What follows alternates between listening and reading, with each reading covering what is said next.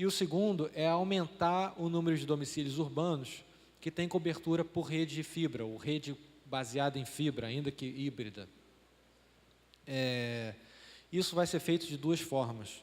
A primeira forma, por meio, que é voltada especificamente para provedores regionais, é exatamente aquilo que eu estava falando do financiamento, a questão da garantia. Resolver o problema do financiamento dos provedores evidencia que, se a gente conseguir fazer isso, né, existem trabalhos feitos, por exemplo, pela Brint e outras associações, que mostram que pelo menos 1.300 municípios abaixo de 100 mil habitantes, que não são cobertos por fibra, poderiam ser imediatamente só com disponibilidade de financiamento, né, porque já são viáveis economicamente.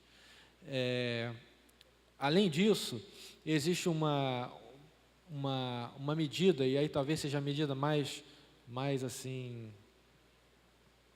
vistosa, né, do Banda Larga para Todos, que é voltada não só para provedores regionais, mas também para grandes operadoras,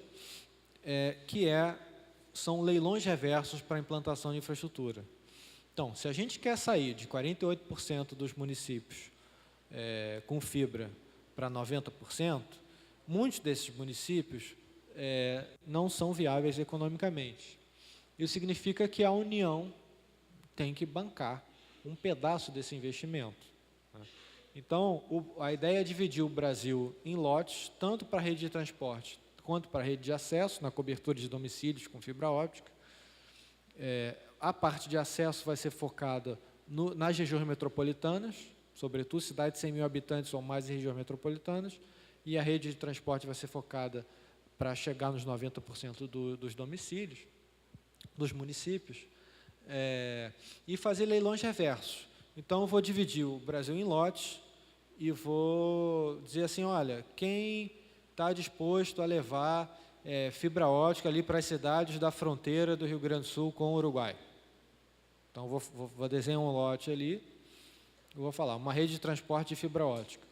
Eu, governo federal, estou disposto a pagar até, sei lá, 30 milhões, 20 milhões, não sei quanto isso pode custar, né? E aí eu vou abrir um leilão reverso. E aí podem participar empresas individuais, consórcios de empresas, não necessariamente só empresas de telecomunicações, pode fazer consórcio com empresas de outros setores, interessados em investir. E quem pedir menos dinheiro, eu faço por 20 milhões, eu faço por 19, eu faço por 17, eu faço por 15. Então, ganhou, vai fazer por 15 milhões, leva o dinheiro e leva a obrigação de fazer. Constrói a fibra e entrega o serviço. Essa lógica que vai funcionar.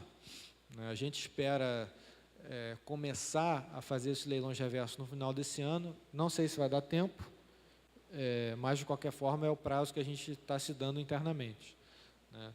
E a gente pretende fazer ainda o desenho desses lotes de forma a não direcionar o leilão nem para uma operadora específica, nem para um provedor específico, nem só para grandes operadores, também permitindo que empresas de médio e pequeno porte participem quando for necessário, ainda que consorciadas entre si.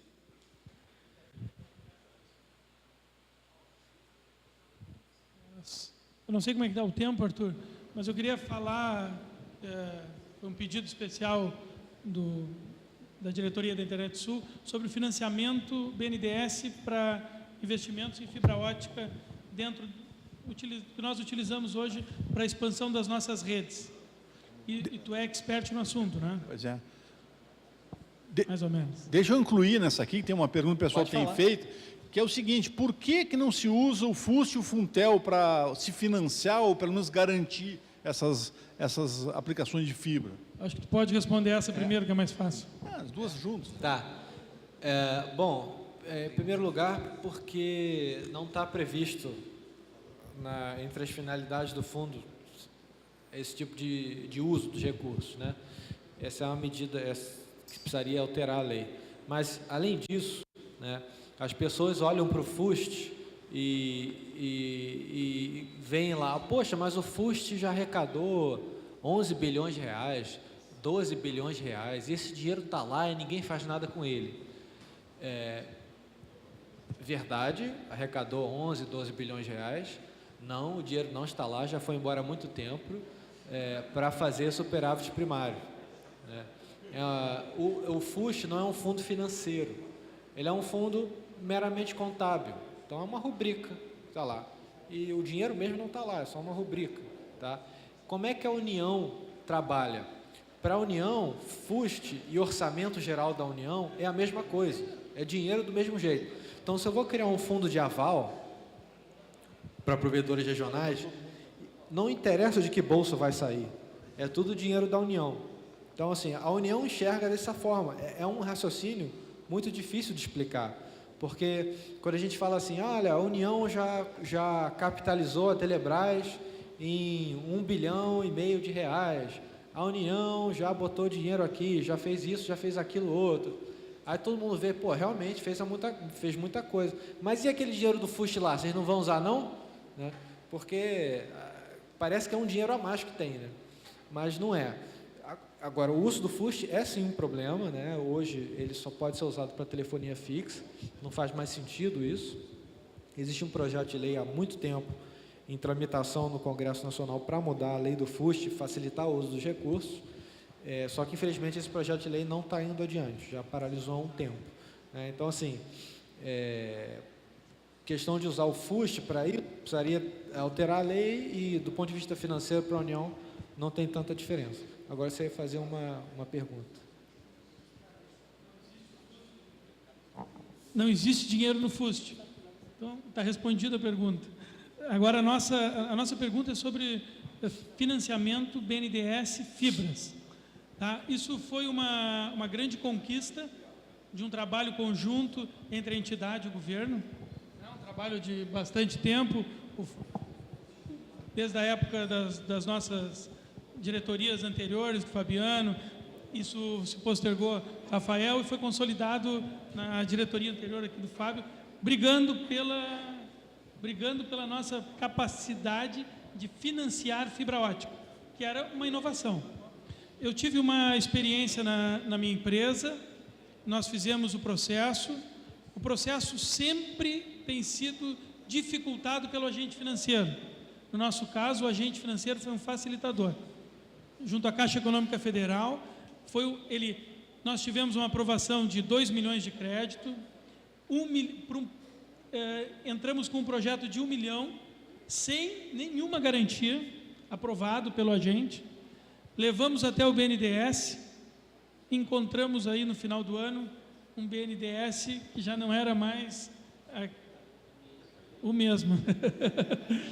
Nós fizemos todo o processo, entramos, era um projeto bem simples, para atender 1.500 usuários com o serviço de GEPON. É pelo FINAME ou BNDES automático? FINAME. Não, o BNDES automático funciona. FINAME, é o grande diferencial, é o FINAME, né? Entramos com um projeto para 1.500 usuários, 1,5 milhão, um financiamento de 1 milhão em fibra, 30% disso, uns 300 mil, e ativos, que daria mais ou menos 700 mil. Entramos no BNDES, tudo certo, todos os problemas resolvidos. Só faltava a última etapa, que não era o problema, que agora eu acho que também pode ser um grande problema, além de todas as políticas, a realização da política depende do agente BNDES, né? Nós tivemos o projeto de fibra aprovado, que era só 30% pelo BNDES viabilizado, e a outra parte negada pelo BNDES, né? Com agente financeiro, tudo certo, tudo correto, e não fomos os únicos. Foram vários no final do ano que viveram exatamente essa mesma, dentro dos prazos, tá, Arthur? Dentro dos prazos, com as garantias, com o agente financeiro. Então, o BNDES, recebemos a seguinte informação: o BNDES solicita um novo encaminhamento nas novas condições de 6,5% e até 70% apenas do valor a ser financiado. Dentro de todas essas políticas de expansão, isso para nós é uma diferença bastante grande, embora ainda seja um dinheiro diferenciado, muito menos do que 13% da Selic, mas ele já não é uma política pública diferenciada sendo que o governo coloca a banda larga como uma prioridade, correto? Então, de fato, houve uma alteração transversal nas políticas de financiamento do BNDES, decorrente da necessidade de ajuste fiscal. Isso não é segredo para ninguém, né? O governo está passando esse ano por um forte período de ajuste fiscal e um dos braços desse ajuste foi a revisão das taxas do BNDES, Finame e outras linhas também. O que a gente vem tentando fazer é recuperar aquelas condições antigas para a banda larga, para provedores regionais. Não sei se a gente vai conseguir, né? Mas se a gente não conseguir, a gente vai ter que ficar com esse novo Finame, né? Com essa nova roupagem do Finame. Mas pelo menos uma coisa que a gente está tentando fazer é aumentar o limite de financiamento de fibra ótica por CNPJ, né? O BNDES demorou a incluir a fibra óptica como financiável pelo Finame. Quando incluiu, justamente por ser uma coisa nova, eles ainda estavam com medo, não queriam que explodisse de financiamento, eles limitaram a R$1,5 milhão por CNPJ. Isso, em muitos projetos, isso não resolve, você precisa de mais. Então, há umas 3 ou 4 semanas, eu telefonei e mandei uma correspondência para o BNDES, pedindo esse aumento para 4 ou 5 milhões, entre 4 e 5 milhões. Então, é possível que o BNDES aumente o limite para financiamento da fibra. E a gente vai trabalhar no fundo de aval. Em relação às condições de financiamento de juros, de carência, de quinhão, que é financiado pelo banco, a gente vai ter que fazer uma discussão mais aprofundada. E não vai ser tão simples quanto essas duas outras coisas. Ainda que essas outras coisas também não sejam simples. Mas a gente está trabalhando nisso também.